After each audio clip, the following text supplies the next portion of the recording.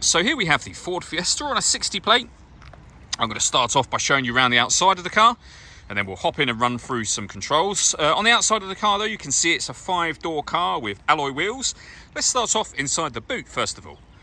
As we approach the back of the car, you can see we have reversing sensors, plenty of boot space as well, along with that 60/40 split folding rear seat, should you wish to increase this boot space even further. Okay, so we're just going to work our way back round to the front of the car, and then we'll hop in and run through some controls on the inside. But now that we've done a full circle of it, you can see it's in lovely condition the whole way round. Just briefly before we climb in, I think it's well worth seeing the interior from this exterior point of view. There's plenty to run through on the dashboard, so let's hop in and we'll do that now. Okay, now that we're inside the car, we're going to start with the dials. On the left-hand side, we have the rev counter. On the right-hand side, the speedometer. In the middle at the bottom, we have the fuel gauge. And above that, the total miles of the car, which are 74,296. If we back out to the steering wheel, we have stereo controls on the left-hand side just here. In the center, we have the main stereo itself. So you can access your radio, CD player from here, for example. You've got your volume for the stereo as well.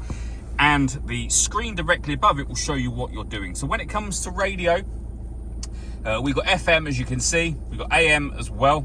As I mentioned, with your own music, we have the CD player, but we've also got auxiliary input and USB input as well, which we'll come to in just a moment.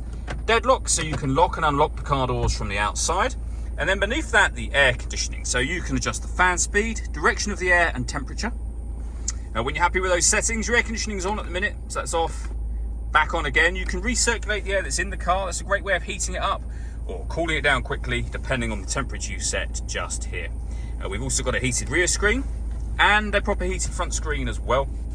Some storage underneath there, the 5-speed manual gearbox, and down the bottom here, a 12-volt charging socket and the USB and auxiliary inputs I mentioned a moment ago.